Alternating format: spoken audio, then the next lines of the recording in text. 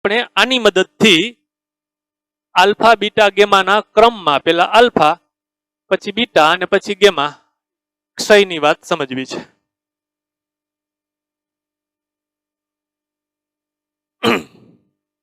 કોઈ રેડિયોએક્ટિવ દ્રવ્ય પોતાનામાંથી આલ્ફા કણનું ઉત્સર્જન કરે તો શું થાય એ આપણે સમજવું છે. રુધરફોર્ડ અને સોડી એ નામના વૈજ્ઞાનિકોએ આ વાત સમજાવી છે. એટલે આને સોડીનો નિયમ કહેવાય. આજે આપણે લખ્યું છે સોડીનો નિયમ નહીં, એ સોડીનો નિયમ. કે કોઈ એક તત્વ એક્સ છે, તમને હવે ખબર છે વ્યાપક રીતે આપણે કોઈ દ્રવ્યની કોઈ તત્વ એક્સ લીધું છે, એનો પરમાણુ ક્રમાંક ઝેડ છે, પરમાણુ દળાંક એ છે. જો આ દ્રવ્યમાંથી આલ્ફા કણનું ઉત્સર્જન થાય, આલ્ફા એટલે તમને ખબર છે 2He4, જો આલ્ફા કણ ઉત્સર્જિત થાય તો એનો પરમાણુ ક્રમાંક 2 એકમ ઘટે છે, પરમાણુ દળાંક 4 એકમ ઘટે છે. આ હું શબ્દોમાં બોલ્યો, એને સોડીનો નિયમ કહેવાય. આલ્ફા ઉત્સર્જન માટે સોડીનો નિયમ, એને શબ્દોમાં આમ બોલાય, બાકી આને જ હું શબ્દોમાં ઢાળું છું. કોઈ દ્રવ્યનું આલ્ફા કણના ઉત્સર્જન દ્વારા વિભંજન થાય તો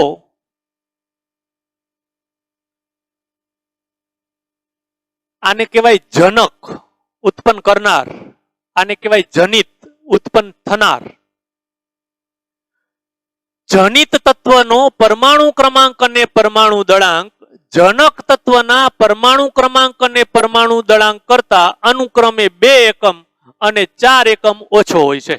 વિધાન લાંબુ થયું, બાકી મેં આને જ શબ્દોમાં બોલ્યો છું કે આનો પરમાણુ ક્રમાંક અને પરમાણુ દળાંક અનુક્રમે 2 એકમ અને 4 એકમ ઓછો છે. કોનો? તો આને નામ આપ્યું આપણે નિપજ દ્રવ્ય, જનિત. આને નામ આપ્યું જનક, એ ઉત્પન્ન કરે છે. આ વ્યાપક આપણે સંજ્ઞામાં લખ્યું છે. એને ઉદાહરણ સ્વરૂપે એક આપીએ આપણે કે ધારો કે યુરેનિયમ પોતાનામાંથી આલ્ફા કણનું ઉત્સર્જન, પહેલી વાત તમને ખબર હોવી જોઈએ કે આ શું કામ આલ્ફા બીટા ગેમાનું ઉત્સર્જન શું કામ કરે છે. પોતાનામાંથી આલ્ફા બીટા ગેમાનું ઉત્સર્જન કરવાનું કારણ શું? એને ઉર્જા વધી પડી છે મિત્રો, સ્થાયી થવા માટે, સ્થાયીપણાની માત્રામાં વધારો કરવા માટે. આપેલ ન્યુક્લિયસ અસ્થાયી છે, ઉર્જાનું ઉત્સર્જન કરીને સ્થાયી થવાનો પ્રયત્ન કરે છે. આ ઉર્જાનું ઉત્સર્જન આલ્ફા અથવા બીટા અથવા ગેમા સ્વરૂપે ઉત્સર્જન થાય છે મિત્રો. આલ્ફા કણનું ઉત્સર્જન થાય, સાથે સાથે ઉર્જા ઉત્પન્ન થશે. આ આલ્ફા કણ કંઈક ગતિ ઉર્જા સાથે ઉત્સર્જિત થશે, એ ઉર્જા આ ક્યુ છે. તો જો યુરેનિયમનું આલ્ફા કણના ઉત્સર્જન દ્વારા વિભંજન થાય, એમ બોલાય કે આલ્ફા કણના ઉત્સર્જન દ્વારા વિભંજન થાય તો પરમાણુ ક્રમાંક 92 માંથી 90 થઈ ગયો, 2 એકમ ઘટ્યો. પરમાણુ દળાંક 4 એકમ ઘટશે, 238 થી 234 થઈ ગયો. પરમાણુ ક્રમાંક 90 હોય એવું દ્રવ્ય એટલે TH, થોરિયમ. અને એમ બોલાય કે યુરેનિયમનું થોરિયમમાં વિભંજન થાય છે આલ્ફા કણના ઉત્સર્જન દ્વારા. તો આ જનક ન્યુક્લિયસ છે, આ જનિત ન્યુક્લિયસ છે, આ ઉત્સર્જિત કણ આલ્ફા કણ છે અને પ્લસ ક્યુ. અહીં પણ આગળની વાત આપણે જોઈ શકશું કે આ ઉર્જા ઉત્સર્જિત થાય, ક્યારે ઉત્સર્જિત થાય? ફરીથી, જો કંઈક દળ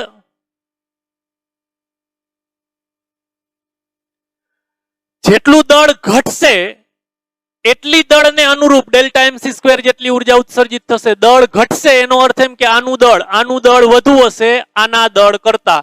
માસ of uranium is greater than mass of thorium plus mass of alpha. Mass નથી કહેતા, નું દળ એમ કહું છું યાર. થોરિયમનું દળ અને હિલિયમના દળના સરવાળા કરતા ડાબી બાજુ યુરેનિયમનું દળ વધુ હશે. અને એ જે દળ મળશે આપણે દાખલામાં ગણશું, આ માઇનસ આ લેશું, એને ડેલ્ટા એમ કહેશું, ડેલ્ટા mc². અથવા તો જો તમને ડેલ્ટા એમ AMU માં મળ્યા હોય, યુ એટોમિક માસ યુનિટમાં, તો આપણે આગલા દાખલામાં કરી ગયા છે એમ સીધું 931.5 વડે ગુણી દેશું, એટલા મિલિયન ઇલેક્ટ્રોન વોલ્ટ. મિત્રો મેં આ ક્યુ ગણવાની વાત કરી. ક્યુ કેવી રીતે ગણશું? Delta mc². અથવા તો સીધી ત્રિરાશિ કે ડેલ્ટા એમ ને સમતુલ્ય ઉર્જા. દળ ઘટે છે આના દળ કરતા આનું દળ ઓછું થયું, જેટલું દળ ઘટ્યું એને સમતુલ્ય ઉર્જા ઉત્પન્ન થઈ, એટલે Q ગ્રેટર ધેન 0 થયું, ઉષ્માક્ષેપક પ્રક્રિયા થઈ. આ આલ્ફા ઉત્સર્જનની ઘટના એ ઉષ્માક્ષેપક પ્રક્રિયા છે. ઉર્જાનું ઉત્સર્જન થયું, એની ઉર્જા ઘટી એટલે સ્થાયીપણાની માત્રામાં વધારો થયો. એટલે એમ બોલાય, એમ કહેવાય કે એની સ્થાયીપણાની માત્રામાં વધારો થયો. મિત્રો આપણે આના દાખલા ગણશું એટલે વધારે ખ્યાલ આવશે. એના પછી ઉદાહરણ 6. હા, જોઈ લઈએ.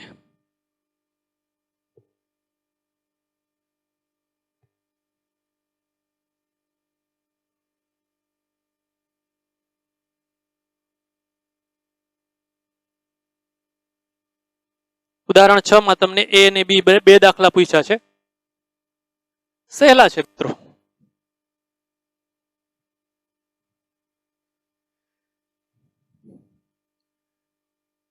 નીચેના પરમાણુ દળો રકમમાં જ આપેલા છે, પરમાણુના જ દળ આપ્યા છે. પ્રત્યેક પીએ એનું નામ છે પ્રોટેક્ટિનિયમ, એનો પરમાણુ દળાંક છે 91, તત્વ માટે છે.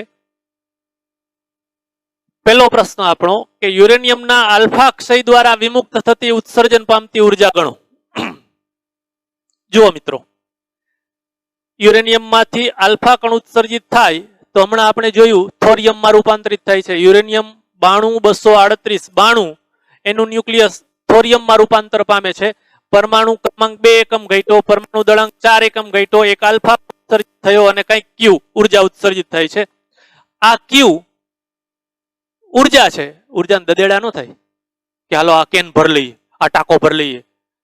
આ જે આલ્ફા કણ છે એ ગતિ ઉર્જા સાથે ઉત્સર્જાય તો આ ઉત્સર્જિત થતી ઉર્જા ગતિ ઉર્જાના સ્વરૂપમાં હશે.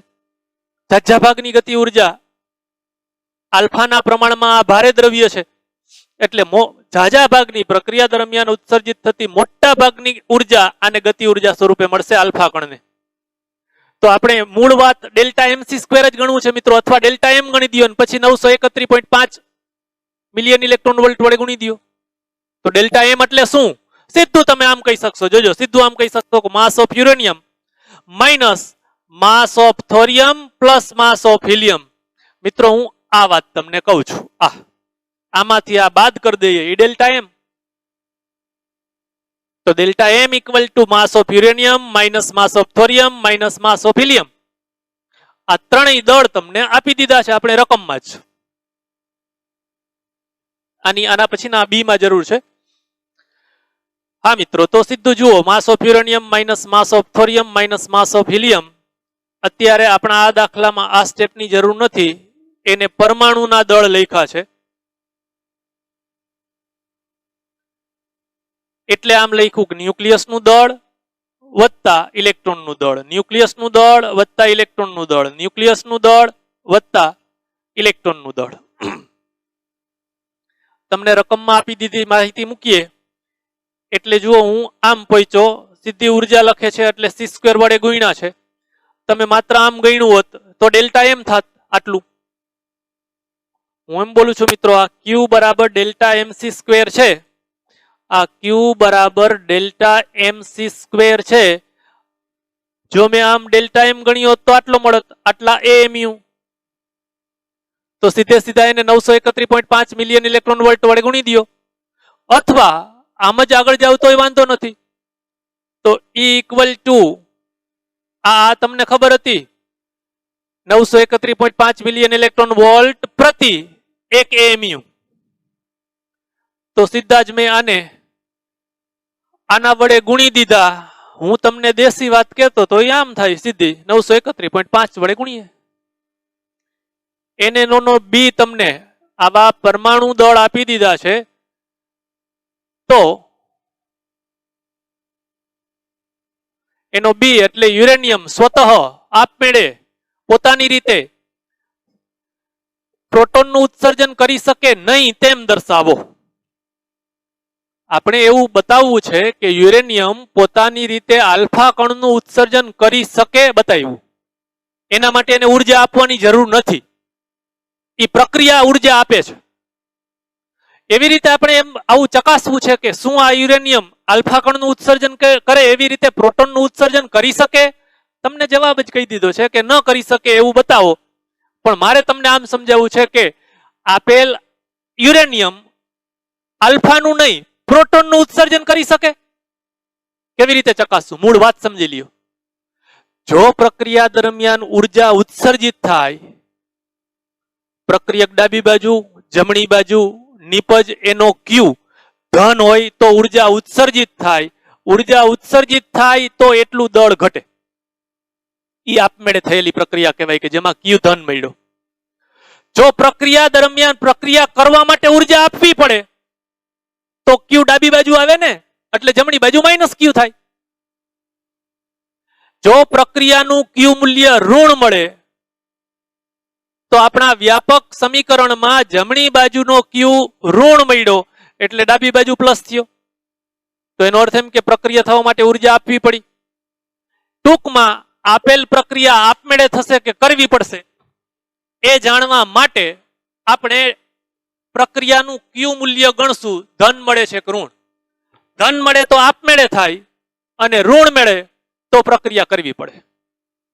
એટલે આપણે અત્યારે સમજવાનું છે કે યુરેનિયમમાંથી પ્રોટોનનું ઉત્સર્જન થાય કે ન થાય. ખોટું કા ધારી લઈએ કે જો થાય તો એનું સમીકરણ પ્રક્રિયા સમીકરણ આવું થાય. યુરેનિયમમાંથી જો પ્રોટોન એટલે તમને ખબર છે 1H1, પ્રોટોન એટલે 1H1. તો આ તમને હિસાબ આવડે કે 92 છે એમાંથી એક પ્રોટોનનું ઉત્સર્જન થયું તો પછી એનો પરમાણુ ક્રમાંક 92 માંથી 91 થઈ જાય. એ જ રીતે 238 માંથી એક ઘટે એટલે 237 થઈ જાય. આ પી એ સંજ્ઞા છે એ પ્રોટેક્ટિનિયમ માટે છે. એનો પરમાણુ ક્રમાંક 91 છે. આપણે એના નામ મારે લેવા દેવાય નથી, તમને રકમમાં જ આપી દીધું છે. તો હવે આ પ્રક્રિયાનું ક્યુ મૂલ્ય જુઓ, હું આમ લખું, મને ખબર નથી એટલે પોદરામ હાઠો હું આમ લખું છું. આપણે જાણવું છે કે આ ક્યુ પ્લસ છે કે માઇનસ છે. જો પ્લસ આ ક્યુ પ્લસ હશે તો ઉર્જા ઉત્સર્જિત થશે, આ પ્રક્રિયા આફુડી થશે. અને જો આ ક્યુ ઋણ હશે, અહીં ઋણ આવશે એટલે અહીં ધન, તો પ્રક્રિયા કરવી પડશે, ઉર્જા આપવી પડશે. એટલે તમારી રકમ મુજબ, રકમ એમ છે કે આ પ્રક્રિયા પ્રોટોનનું ઉત્સર્જન કરી શકે નહીં એમ દર્શાવો. એનો અર્થ એમ કે આ ક્યુ ઋણ આવવું જોઈએ. ક્યુ તો ગણતા આવડે જ છે તમને, delta MC square. Delta M એટલે પ્રક્રિયકનું દળ માઇનસ નિપજનું દળ. તો અહીં લખી દઈએ આપણે, જુઓ, ડેલ્ટા એમ ઇક્વલ ટુ ક્યુ બરાબર ડેલ્ટા MC સ્ક્વેર. તમને મજા આવે એટલે લખું કે ક્યુ મૂલ્ય બરાબર ડેલ્ટા MC સ્ક્વેર. આ સી સ્ક્વેર એમને એમ, ડેલ્ટા એમ એટલે આ mass of uranium minus mass of protactinium minus mass of proton, અથવા હાઇડ્રોજન એમ કીધું હોત તોય ચાલત. આ બધા દળ તમને રકમમાં આપી દીધા છે. આટલા મળ્યા. એને હમણાં મેં તમને સમજાવ્યું એમ જો દળ ગણ્યું હોત તો આટલા AMU મળત. એને ગુણ્યા 931.5 મિલિયન ઇલેક્ટ્રોન વોલ્ટ, એટલે એ જ વાત થઈ ગયા. તો ઋણ મળી લાંબી ટૂંકી હાળાબાર. કેટલી મળી એની યારે અત્યારે મારા આ દાખલામાં જ મને લેવા દેવા નથી. કંઈક ઉર્જા ઋણ મળે છે, ઉર્જા ઋણ મળે છે. આ ઋણ મળી એટલે હવે આમ થઈ ગઈ, આ આમ, એટલે આ ક્યુ અહીં લઈ જાવ તો પ્લસ ક્યુ, અને પ્લસ ક્યુ અહીં પ્લસ ક્યુ, તો ઉર્જા આપવી પડી. અર્થાત આ પ્રક્રિયા આપમેળે થઈ શકે નહીં. સારું મિત્રો, તો અત્યારે આટલું. હવે આપણે આના પછી બીટા ક્ષય સમજવો છે, એ જ રીતે ગેમા ક્ષય સમજશું. આપણે જેવી રીતે આલ્ફા ક્ષય જોયો એવી રીતે બીટા ક્ષય જોઈ, એવી જ રીતે ગેમા ક્ષય જોઈ. ક્ષય એટલે ટીબી નહીં હો ભાઈ. આલ્ફા બીટા ગેમાના ઉત્સર્જન દ્વારા ઘટવું, ક્ષય થવું. ઓલો ક્ષય વક્ર નામ નતું આપ્યું, એવા અર્થમાં ક્ષય એટલે ઘટવું, એવા અર્થમાં આપણે બીટા ક્ષય કહી છે. પછી એના દાખલા ગણશું. તો કોઈ રેડિયો એક્ટિવ દ્રવ્ય પોતાનામાંથી આલ્ફાનું ઉત્સર્જન કરે. જો આલ્ફાનું ઉત્સર્જન શક્ય ન હોય અને હજી સ્થાયી પણ ન થયું હોય તો હવે પોતાનામાંથી બીટાનું ઉત્સર્જન કરશે. એવું બને મિત્રો કે આલ્ફાના ઉત્સર્જન સાથે બીટાનું ઉત્સર્જન પણ થતું હોય. આલ્ફા બીટા બંનેનું ઉત્સર્જન શક્ય નથી અને હજી સ્થાયી ન થયો તો ગેમાનું ઉત્સર્જન કરશે. પહેલા આપણે બીટા શું છે એ બીટાનો ક્ષય એનું રધરફર્ડ અને સોડિયે આપેલા સમીકરણો જોઈએ અને પછી એના દાખલા ગણીશું. જો કોઈ દ્રવ્ય બીટા કણના ઉત્સર્જન દ્વારા વિભંજન પામતું હોય, આને હું શબ્દોમાં બોલું છું, જુઓ, આ રુધરફર્ડ અને સોડીનો નિયમ કહેવાય. કોઈ દ્રવ્ય પોતાનામાંથી બીટા કણના ઉત્સર્જન દ્વારા વિભંજન પામતું હોય તો જનિત તત્વનો પરમાણુ ક્રમાંક અને પરમાણુ દળાંક જનક તત્વના પરમાણુ ક્રમાંક અને પરમાણુ દળાંક કરતા પરમાણુ ક્રમાંક 1 એકમ વધે છે, જ્યારે પરમાણુ દળાંક બદલાતો નથી. મનમાં આલ્ફા કણનું ઉત્સર્જન યાદ કરી લ્યો. પરમાણુ ક્રમાંક 2 એકમ ઘટતો હતો, પરમાણુ દળાંક 4 એકમ ઘટતો હતો. જ્યારે આપેલા દ્રવ્યમાંથી બીટા કણનું ઉત્સર્જન થવું, એના માટે પહેલા આપણે બીટાને યાદ કરી લીધો, ઓળખી લીધો છે અને યાદ કરીએ. બીટા પ્લસ અને બીટા માઇનસ બે વાત આવશે. જો માત્ર બીટા બોલીએ તો ઇલેક્ટ્રોન, માત્ર બીટા બોલીએ તો ઇલેક્ટ્રોન, અથવા એને બીટા પ્લસ પણ કહેવાય. ખોટું બોલ્યો મિત્રો. માત્ર બીટા બોલીએ તો એક ઇલેક્ટ્રોન, એને આપણે -1e0 વડે દર્શાવશું. આમ એને તમે બીટા કે બીટા માઇનસ કહી શકો. બીટા પ્લસ એટલે શું? એને આપણે બીટા કહેશું, પણ બીટા પ્લસ ભાર દઈને બીટા પ્લસ એમ કેવું પડશે, તો એ પોઝિટ્રોન છે. તો આ -1e ની જગ્યાએ +1e, આમ આ પોઝિટ્રોન ને આમ દર્શાવાય. આ પોઝિટ્રોન તમને ખબર છે ઇલેક્ટ્રોનનો પ્રતિકણ છે. પોઝિટ્રોન છે ઇલેક્ટ્રોનનો પ્રતિકણ છે. ઇલેક્ટ્રોન જેટલું જ દળ છે, ઇલેક્ટ્રોન જેટલું જ વેગમાન હોય, એના જેવી જ સ્પિન ગતિ હોય, પણ ઇલેક્ટ્રોન છે ઋણવીજભારિત કણ છે, એના જેટલો જ પણ ધનવીજભારિત કણ, એટલે પોઝિટ્રોન. એટલે પોઝિટ્રોનને ઇલેક્ટ્રોનનો પ્રતિકણ કીધો છે. ઓકે મિત્રો, આપણે બંનેની વાત સમજવી છે કે બીટા માઇનસ અથવા બીટાનું ઉત્સર્જન થાય તો શું થાય અને બીટા પ્લસનું ઉત્સર્જન થાય તો શું થાય. જો આપેલા પરમાણુના ન્યુક્લિયસમાંથી ઇલેક્ટ્રોનનું એટલે બીટાનું ઉત્સર્જન થાય તો પરમાણુ ક્રમાંક 1 એકમ વધે, પરમાણુ દળાંક બદલાતો નથી. હું ન સમજાવું તોય તમને સમજાશે કે અહીં Z છે, અહીં Z+1 +-1 બરાબર Z. સમજાણું કઈ? આ આખી લાઈન સરવાળો એક સરખો થાય. ડાબી બાજુ Z, જમણી બાજુ Z+1 એટલે આ -1, તો Z+1 -1 બરાબર Z. હા, આલ્ફામાં એવું જ થતું હતું મિત્રો, યાદ કરી લ્યો. આલ્ફા કણમાં આમ લખતા હતા, XZA માંથી Y અને હિલિયમ બનતો તો હિલિયમ ન્યુક્લિયસ.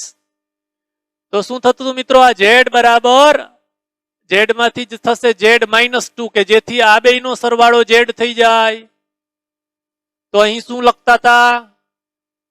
A-4, કે જેથી આનો સરવાળો પાછો એ થઈ જાય. હવે અહીં માત્ર અને માત્ર એક ઇલેક્ટ્રોન -1e0, પરમાણુ દળાંક નથી બદલાતો. આનો અર્થ તમે એમ કરી શકો કે પ્રોટોન ન્યુટ્રોન ની સંખ્યા નહીં બદલાતી હોય. હમણાં સમજવાના છે, આ જ ટોપિકમાં આ વાત સમજવાના છે. આનો અર્થ એમ કે ઇલેક્ટ્રોનની સંખ્યા, નવા જનિત દ્રવ્યમાં ઇલેક્ટ્રોનની સંખ્યા એક વૈધી. તમે કહો પ્રોટોનની સંખ્યા વૈધી ન કહેવાય? પ્રોટોનની સંખ્યા વૈધી. તો તમને એમ થાય કે તો આ પરમાણુ દળાંક કેમ ન બદલાણું? 2 મિનિટ જાળવો, 2 મિનિટ જાળવો, અહીં એ વાત આવશે, હમણાં જ આવશે. એનું ઉદાહરણ આપ્યું છે. જો કોઈ દ્રવ્ય ફોસ્ફરસ P, કે જેનો પરમાણુ ક્રમાંક 15 છે, પરમાણુ દળાંક 32 છે, એમાંથી ઇલેક્ટ્રોન અથવા બીટા માઇનસના ઉત્સર્જન દ્વારા વિભંજન પામે તો ફોસ્ફરસનું સલ્ફરમાં રૂપાંતર થાય, પરમાણુ ક્રમાંક 1 વધે, Z માંથી Z+1 તો 15 માંથી 16. પરમાણુ દળાંક બદલાતો નથી, 32 ના 32, બકરી નહીં યાર, 32 ના 32 જ રહેશે. અને સાથે આ વાત હમણાં સમજાવવાનું બાકી છે, હમણાં જ સમજાવું છું.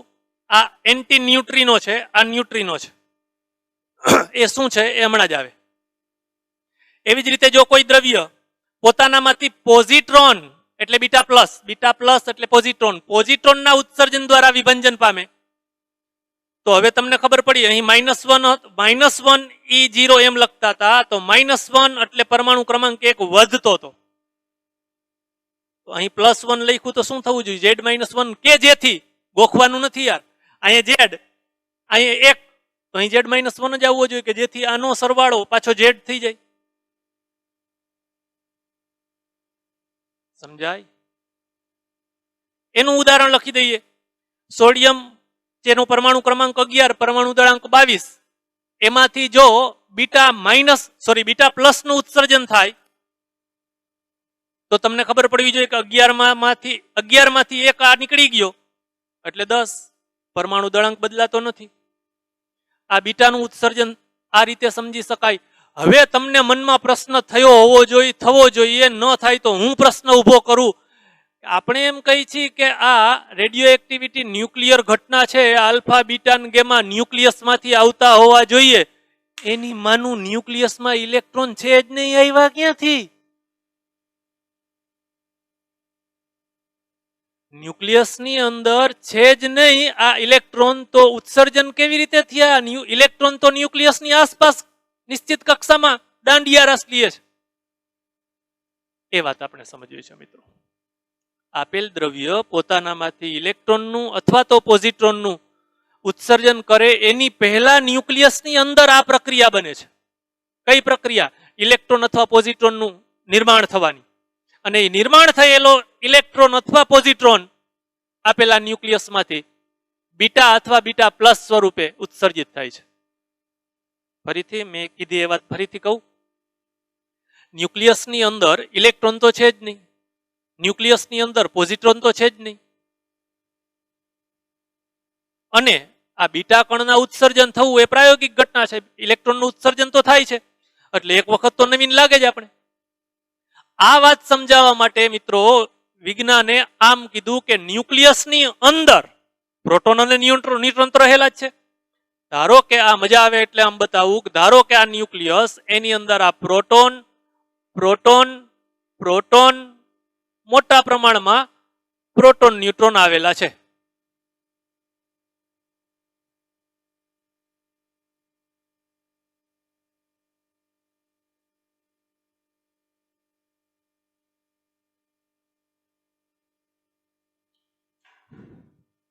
હવે ન્યુક્લિયસની અંદર જો ન્યુક્લિયસમાંથી ઇલેક્ટ્રોનનું ઉત્સર્જન થતું હોય તો ન્યુક્લિયસની અંદર આ ઘટના ઘટે છે. ન્યુક્લિયસની અંદર રહેલા ન્યુટ્રોનનું પ્રોટોનમાં રૂપાંતર થાય, સાથે સાથે ઇલેક્ટ્રોન ઉત્સર્જિત થાય, અને એક અતિશય સૂક્ષ્મ, શૂન્ય કહી શકો તો ચાલે, એટલા સૂક્ષ્મ દળ વાળો એક કણ ઉત્સર્જિત થાય છે. એનું નામ ન્યુટ્રિનો. આ ન્યુટ્રિનો છે. ફરીથી મિત્રો, ન્યુક્લિયસની અંદર રહેલા ન્યુટ્રોનનું પ્રોટોનમાં ક્ષય થાય છે, પ્રોટોનમાં રૂપાંતર થાય છે, સાથે સાથે એક ઇલેક્ટ્રોન ઉત્સર્જિત થયો. ઓલો જે બીટા કણનું ઉત્સર્જન થયું ને મિત્રો, આપણે આ વાત જે જોઈ, આ વાત બીટા કણનું ઉત્સર્જન થયું, આ બીટા કણ ન્યુક્લિયસની અંદર આ રીતે નિર્માણ પામેલો છે. અને આ બીટા કણ કંઈક ઉર્જા સાથે ન્યુક્લિયસમાંથી બહાર ફેંકાય છે, ન્યુક્લિયસમાંથી ઉત્સર્જિત થાય છે. જુઓ, હવે આ વાત આપણે સમજાશે કે પરમાણુ દળાંક બદલાતો નથી. જુઓ, એક પ્રોટોન ઉત્સર્જિત થયો પણ એની સામે ન્યુટ્રોનનો ભોગ લેવાનો છે, એટલે પ્રોટોન વત્તા ન્યુટ્રોનની સંખ્યા અચળ રહી. પ્રોટોન વત્તા ન્યુટ્રોનની સંખ્યા અચળ રહી, પરમાણુ દળાંક અચળ રહ્યો. પરમાણુ ક્રમાંક 1 વધ્યો, એનો અર્થ એમ આ -1 થયો એટલે Z+1 થયો, પ્રોટોનની સંખ્યા વધી. સમજ્યા મિત્રો? જો થોડું નવીન છે પણ મગજમાં ઉતરી જાય એટલે સાવ સહેલું છે. પ્રોટોનની સંખ્યા વધે છે અને પ્રોટોન વત્તા ન્યુટ્રોનની સંખ્યા નથી વધતી. હા, રાયડું પાડમાં ભાઈ. ન્યુટ્રોનનું પ્રોટોનમાં રૂપાંતર થયું છે એટલે પ્રોટોન વધ્યો. પ્રોટોન હોય તો પણ ન્યુટ્રોન ઘટ્યો યાર, એટલે પ્રોટોન વધતા ન્યુટ્રોન ની સંખ્યા અચળ થઈ ગઈ. પરમાણુ દળાંક કેમનો એમ રહ્યો? આ વાત આપણે જોઈ.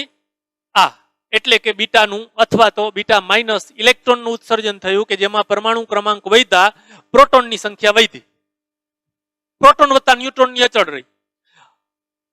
આ બીટા કણ ન્યુક્લિયસમાંથી ઉત્સર્જાયો. આવું ના આવું મિત્રો, ન્યુક્લિયસની અંદર પ્રોટોનનું ન્યુટ્રોનમાં રૂપાંતર થાય તો એની સાથે એક પોઝિટ્રોન ઉત્સર્જિત થાય છે અને સાથે સાથે એક એન્ટી ન્યુટ્રિનો ઉત્સર્જિત થાય છે.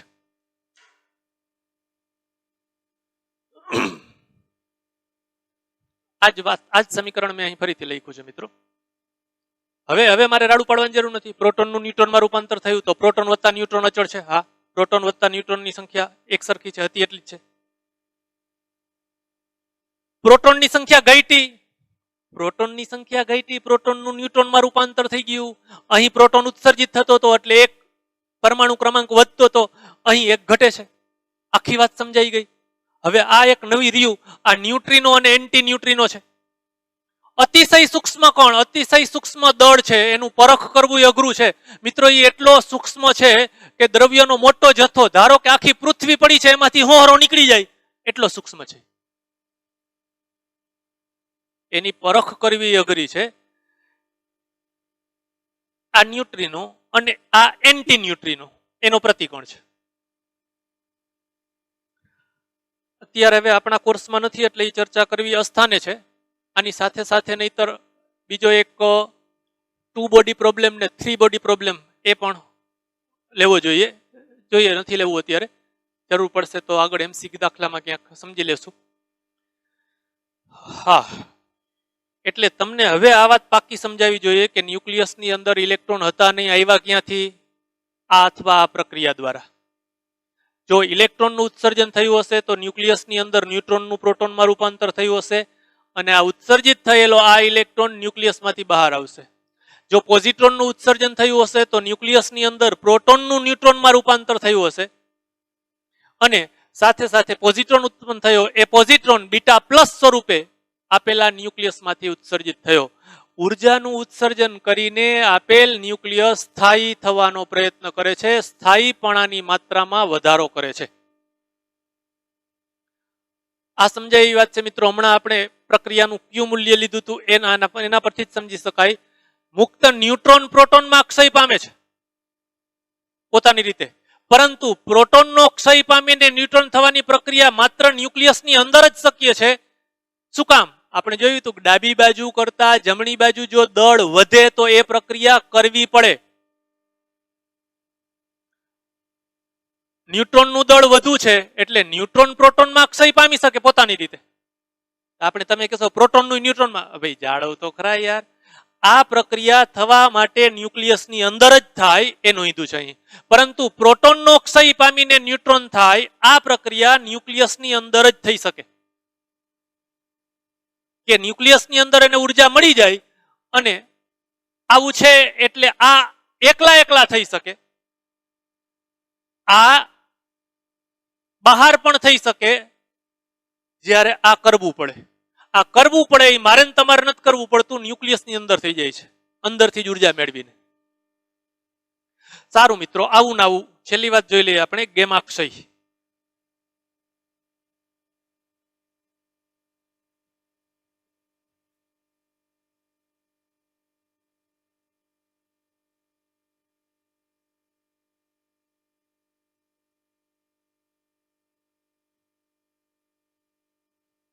હમણાં આપણે કીધું એમ કોઈ દ્રવ્ય પોતાનામાંથી આલ્ફાનું ઉત્સર્જન કરે, બીટાનું ઉત્સર્જન કરે, આલ્ફા બીટા બંનેનું એક સાથે ઉત્સર્જન કરી શકે.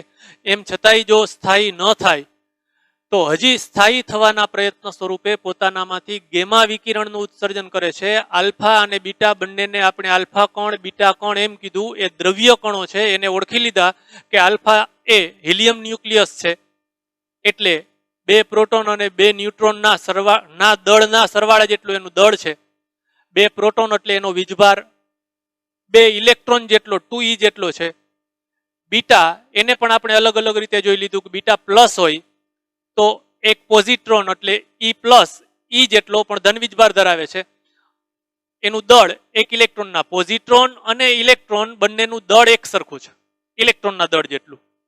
આ બંને દ્રવ્ય કણો છે. કોણ કોણ? આલ્ફા અને બીટા. જ્યારે ગેમા છે એ દ્રવ્ય કણો નથી, એ ઉર્જા છે. મિત્રો એક નવીન વાત, જેમ પરમાણુમાં ઇલેક્ટ્રોનને, પરમાણુની આજુબાજુ નિશ્ચિત કક્ષામાં રહેલા ઇલેક્ટ્રોનને ઉર્જા સ્તરો હોય, આપણે કહેતા હતા વધુ ઉર્જાવાળી કક્ષામાંથી ઓછી ઉર્જાવાળી કક્ષામાં સંક્રાંતિ પામે. બોરના અધિતર્કની વાત કરું છું. તો બે ઉર્જા સ્તરની ઉર્જા ઈઆઈ અને ઈએફ ના તફાવત જેટલી ઉર્જા ઉત્સર્જિત થતી હતી. આ ઉર્જા ન્યુક્લિયસની આસપાસ રહેલા ઇલેક્ટ્રોનની ઉર્જા સ્તરો નો ઉર્જાનો તફાવત ઇલેક્ટ્રોન વોલ્ટના ક્રમનો છે. એવી નવી વાત મિત્રો કે જેવી રીતે ઇલેક્ટ્રોનને આવા ઉર્જા સ્તરો છે, એવી જ રીતે ન્યુક્લિયસ પણ આવા ઉર્જા સ્તરો ધરાવે છે. એમ બોલાય કે આ ન્યુક્લિયસ વધુ ઉર્જાવાળી સ્તરમાંથી ઓછી ઉર્જાવાળી કક્ષામાંથી એમાંથી ધરા સ્થિતિમાં આવે તો ઉર્જાનું ઉત્સર્જન કરે. ઇલેક્ટ્રોનની ઉર્જા સ્તરો અને ન્યુક્લિયસના ઉર્જા સ્તરો વચ્ચે આ એક મોટો તફાવત છે કે ઇલેક્ટ્રોનની સંક્રાંતિમાં એ ઉર્જા સ્તરો ઇલેક્ટ્રોન વોલ્ટના ક્રમની ઉર્જાનું ઉત્સર્જન કરે છે અથવા શોષણ કરે છે. એની સામે ન્યુક્લિયસના ઉર્જા સ્તરો છે એ મિલિયન ઇલેક્ટ્રોન વોલ્ટના ક્રમની ઉર્જા ધરાવે છે. ન્યુક્લિયસ એક કક્ષામાંથી બીજી કક્ષામાં જાય તો જે ઉર્જાનો તફાવત છે એ ઉર્જાનો તફાવત મિલિયન ઇલેક્ટ્રોન વોલ્ટના ક્રમનો છે. પરમાણુ જેમ ન્યુક્લિયસને પણ જુદા જુદા અસતત ઉર્જા સ્તરો, ધરા સ્થિતિ અને ઉત્તેજિત અવસ્થાઓ છે. આપણે જેમ કહેતા હતા n બરાબર 1 એટલે ધરા સ્થિતિ, 2 3 4 5 ને ઉત્તેજિત અવસ્થાઓ કહેતા હતા. એવી રીતે ન્યુક્લિયસને પણ ઉર્જા સ્તરો છે. પરમાણુમાં ઉર્જા માપક્રમ ઇલેક્ટ્રોન વોલ્ટના ક્રમનો છે, જ્યારે ન્યુક્લિયસમાં આ માપક્રમ મિલિયન ઇલેક્ટ્રોન વોલ્ટના ક્રમનો છે. ન્યુક્લિયસની સંક્રાંતિથી પણ ફોટોનનું ઉત્સર્જન થાય છે. આ ફોટોનની ઉર્જા મિલિયન ઇલેક્ટ્રોન વોલ્ટના ક્રમની હશે. આ મિલિયન ઇલેક્ટ્રોન વોલ્ટને તમે પરમાણુ વર્ણપટમાં જોવા જાઓ તો એ ઉર્જામાંથી ઉર્જા E બરાબર HF અથવા HC છેદમાં લેમ્બડા, એના ઉપરથી લેમ્બડા ગણો તો આપણા પરમાણુ વર્ણપટમાં ગેમા કિરણો, ક્ષ કિરણો, પારરક્ત કિરણો, પારજાંબલી કિરણો, રેડિયો તરંગો, એમાં મુખ્ય આપણે ઓળખતા હતા દ્રશ્ય પ્રકાશ વિભાગ આપણા માટે ઉપયોગી એવો.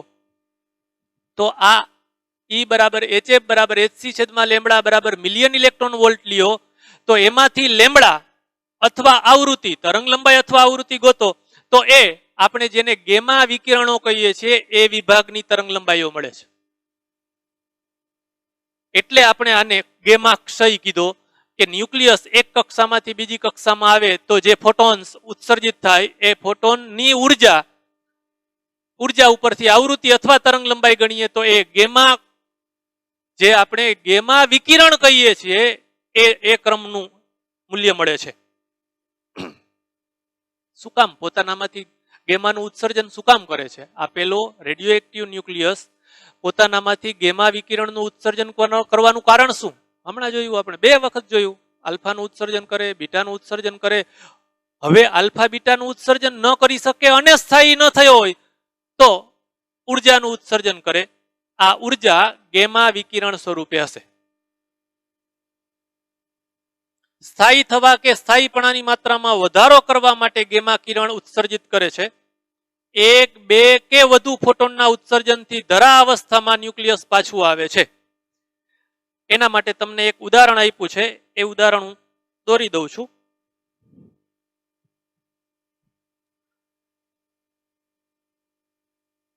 કોઈ રેડિયો એક્ટિવ દ્રવ્ય કોબાલ્ટ છે કે જેનો પરમાણુ ક્રમાંક 27, પરમાણુ દળાંક 60, એમાંથી પહેલા તબક્કે એ બીટાનું ઉત્સર્જન કરે છે અને બીટાનું ઉત્સર્જન કરીને એ વધુ ઉર્જામાંથી ઓછી ઉર્જામાં સંક્રાંતિ પામે છે. હજી અહીં સ્થાયી નથી થયો એટલે એના કરતા નીચેની ઉર્જામાં અર્થાત ઓછી ઉર્જાવાળી કક્ષામાં સંક્રાંતિ કરે છે. તો એ દરમિયાન આ વિકિરણ ઉત્સર્જિત થાય છે. એ વિકિરણ 1.17 મિલિયન ઇલેક્ટ્રોન વોલ્ટ. એને હું આમ લખું, ઈ ગેમા બરાબર 1.17 મિલિયન ઇલેક્ટ્રોન વોલ્ટ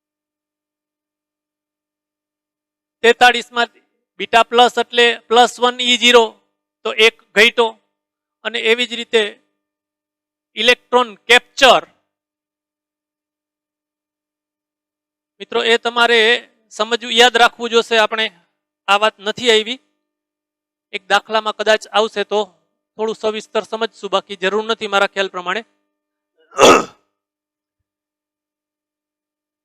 અહીં ઇલેક્ટ્રોન કેપ્ચર એટલે -1 E0 તો 54 માંથી 1 બાદ કરીએ એટલે 53. આ રીતે આપણે આ પ્રક્રિયા લેશું.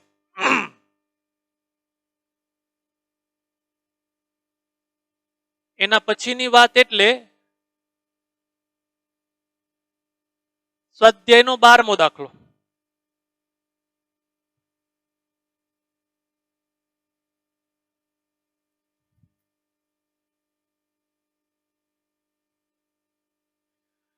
રકમમાં તમને 2 દાખલા પૂછે છે.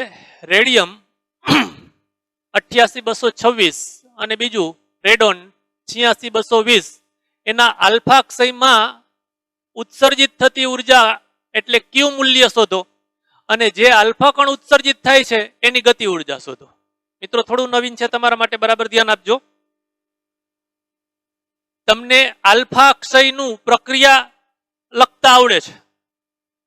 પેલા આ દાખલો ગણીએ. રેડિયમ આરએ માંથી આલ્ફા કણ ઉત્સર્જિત થાય તો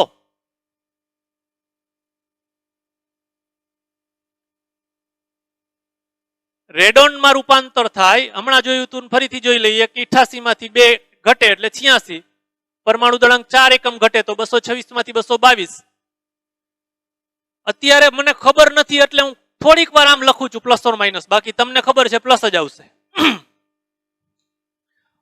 હવે પ્રક્રિયાનું ક્યુ મૂલ્ય આપણે જે મુદ્દો જોયો એના પરથી આ ક્યુ મેળવવી હોય તો કેવી રીતે મળે?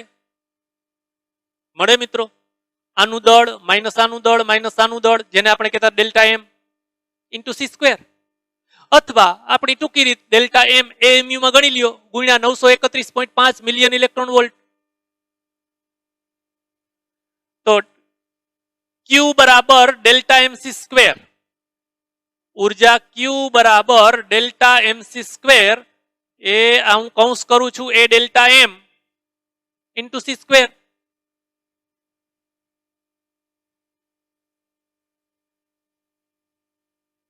ડેલ્ટા MC², જ્યાં ડેલ્ટા એમ એટલે દળ ક્ષતિ, દળ ત્રુટિ, દળમાં થતો વધારો અથવા ઘટાડો, અહીં એમ બોલાય. તો હવે તો મિત્રો તમને આ સીધા મૂલ્યો આપી દીધા છે. આટલા AMU મળ્યા. આપણી ટૂંકી રીત જ AMU ને સીધે સીધા 931.5 વડે ગુણી દો એટલે ઉર્જા થઈ જશે. મને ઉર્જા મળી 4.937 મિલિયન ઇલેક્ટ્રોન વોલ્ટ. જોજો હજી તમારો જવાબ, પ્રશ્ન તમારો એમ છે કે ઉત્સર્જિત થતા આલ્ફા કણની ગતિ ઉર્જા ગણો. હવે નવી વાત આવે છે તમારા માટે, બરાબર જોજો, ખાસ ધ્યાન દેજો. ચિંતા કરતા નહીં, કોરોના બોરોના નથી હો. અને થાય તો શું થઈ ગયું, હું બગાડ લેવાનો છે આપણો હે કોરોના. પણ ધ્યાન રાખવી હો ભાઈ, હમું ન જવાય, હિંમત રખાય. હા, નવી વાત. આપણે અગાઉ એવું કીધું કે આની સાપેક્ષે આ ખૂબ હલકો છે એટલે ઉત્પન્ન થતી ઝાઝા ભાગની ઉર્જા, બધી જ એમ ન કહેવાય મિત્રો, ઝાઝા ભાગની એમ બોલાય. બધી જ ઉર્જા એમ નહીં, ઝાઝા ભાગની જે ઉર્જા ઉત્પન્ન થઈ એ ઉર્જા આને મળશે, ઝાઝા ભાગની. બાકી કંઈક થોડી ઘણી તો આને મળશે જ. એટલે આપણો પ્રશ્ન સ્પેશિયલ પ્રશ્ન છે કે આલ્ફા કણને મળતી ગતિ ઉર્જા, આલ્ફા કણની ગતિ ઉર્જા ગણો. તો હિસાબ કરી દેવો પડશે ભાઈ કે કુલ ઉર્જા ઉત્પન્ન થાય છે એમાંથી ઝાઝા ભાગની પણ કેટલી આલ્ફાના ભાગે આવે છે અને કેટલી આને મળે છે. કેવી રીતે ગણશું? મસ્ત વાત છે, બરાબર જોજો મિત્રો. આ વાત સમજવી છે આપણે.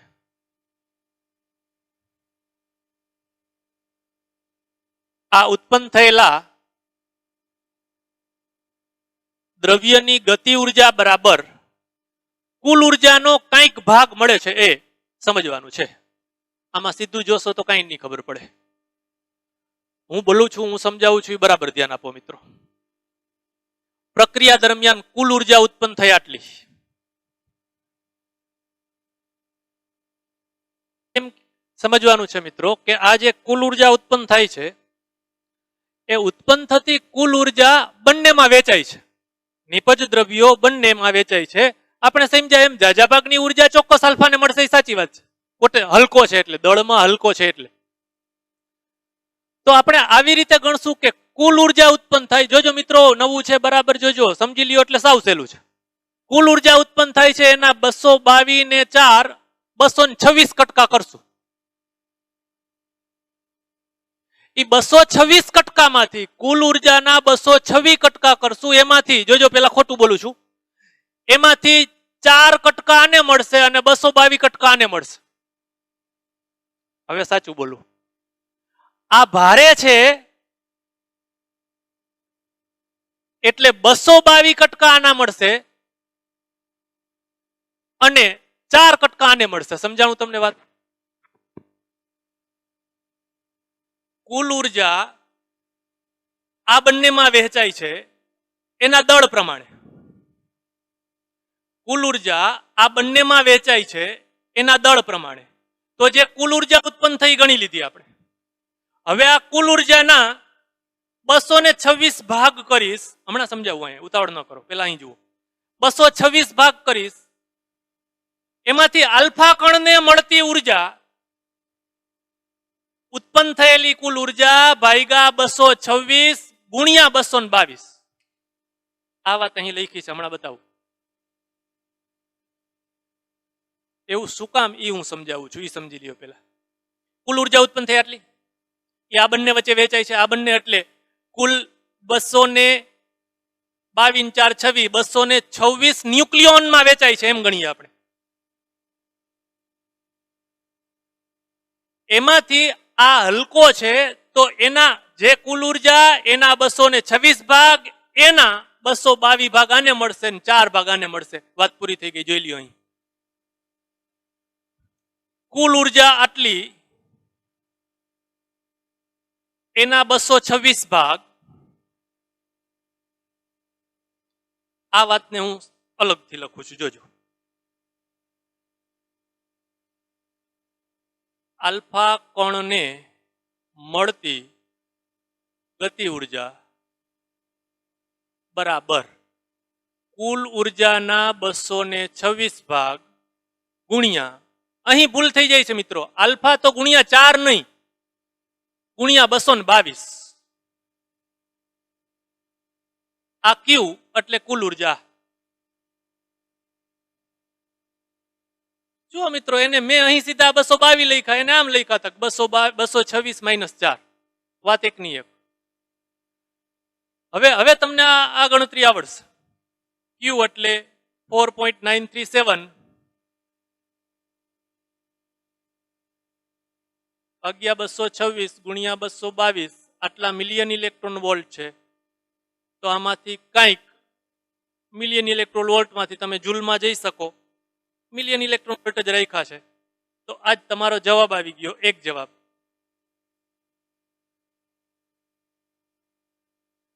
તો હવે તમને સમજાવવું જોઈએ, હું આવીને આવી રીતે લખું કે આ રેડોનની ગતિ ઉર્જા, રેડોનને મળતી ગતિ ઉર્જા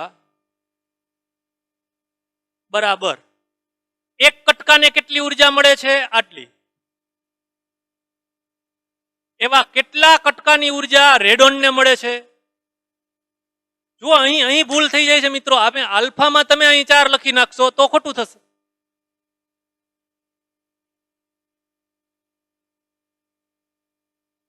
તો આ મિલિયન ઇલેક્ટ્રોન વોલ્ટ એ મળશે આરએન ને ગતિ ઉર્જા, રેડોન ને ગતિ ઉર્જા. જુઓ મિત્રો, હવે આ મૂલ્યો સરખાવો તો ખ્યાલ આવશે કે કુલ ઉર્જા ઉત્પન્ન થઈ 4.94, એમાંથી આલ્ફા કણને મળતી ઉર્જા 4.85 મિલિયન ઇલેક્ટ્રોન વોલ્ટ જેટલી. આમાંથી જાજા ભાગની, એના કરતા દળ વધારે છે એટલે એની ગતિ ઉર્જા ઓછી હશે. એના પછીની વાત મિત્રો,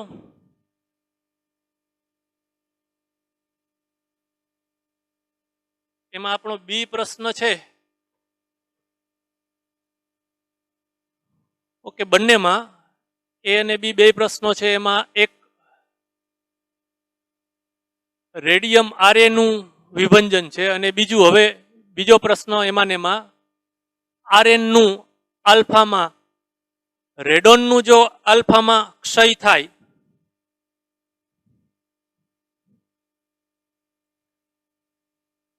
તો એનું પ્રક્રિયા સમીકરણ આ રીતે લખી શકાશે.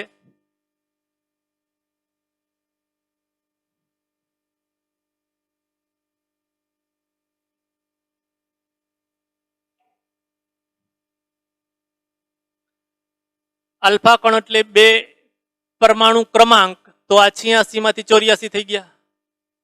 4 પરમાણુ દળાંક એટલે કે 220 માંથી 4 ઘટશે તો 216 પોલોનિયમ થયો. અને ક્યુ ઉર્જા ઉત્સર્જિત થઈ. હવે તમને આ ક્યુ ગણતા આવડી ગઈ છે મિત્રો, જૂની વાત થઈ ગઈ. Delta MC square, delta M એટલે આનું દળ માઇનસ આનું દળ, આ ડેલ્ટા એમ તમને રકમમાં આપી દીધું છે બધું.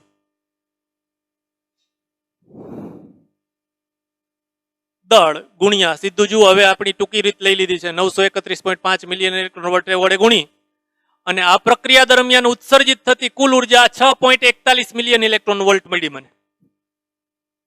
આ પ્રક્રિયાનું ક્યુ મૂલ્ય છે. આટલી ઉર્જા આ પ્રક્રિયા દરમિયાન ઉત્સર્જિત થાય છે. આપણો પ્રશ્ન છે એમાંથી આલ્ફાના ભાગે કેટલી આવશે. આને થોડી વાર જોવાનું રહેવા દો. અહીં લખીએ આપણે કે કુલ ઉર્જા ઉત્સર્જિત થાય છે આલ્ફા કણને મળતી ગતિ ઉર્જા બરાબર કુલ ઉર્જા ઉત્પન્ન થઈ એના કેટલા ભાગ કરશું મિત્રો? 220. આને હું ક્યુ કહું તો ક્યુ ભાગ્યા 220. એમાંથી આલ્ફાને કેટલી મળશે? આ પ્રક્રિયા ઉપરથી મને કયો. આલ્ફાને મળશે 216. પતી ગયું. એ આ મૂલ્ય છે. અહીં આરએન લખ્યું છે, એ આરએન એટલે આમ લખે છે કે આ પ્રક્રિયા દરમિયાન આલ્ફા કણને મળતી ગતિ ઉર્જા.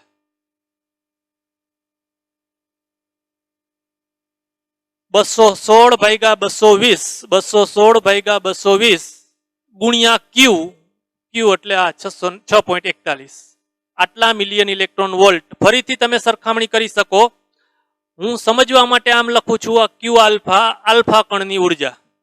જુઓ, આલ્ફા કણની ઉર્જા લગભગ કુલ ઉર્જા જેટલી છે, એક્ઝેક્ટ નહીં. આ માઇનસ આ એટલી ઉર્જા જ પોલોનિયમને મળશે. ગતિ ઉર્જા એટલી જ મળશે, બાકી આલ્ફા કણને જ. એટલે આપણે બોલતા હતા પ્રક્રિયા દરમિયાન ઉત્સર્જિત થતી મોટા ભાગની ઉર્જા આ ઉત્સર્જિત કણને, આલ્ફા કણને પ્રાપ્ત થાય છે, મળે છે.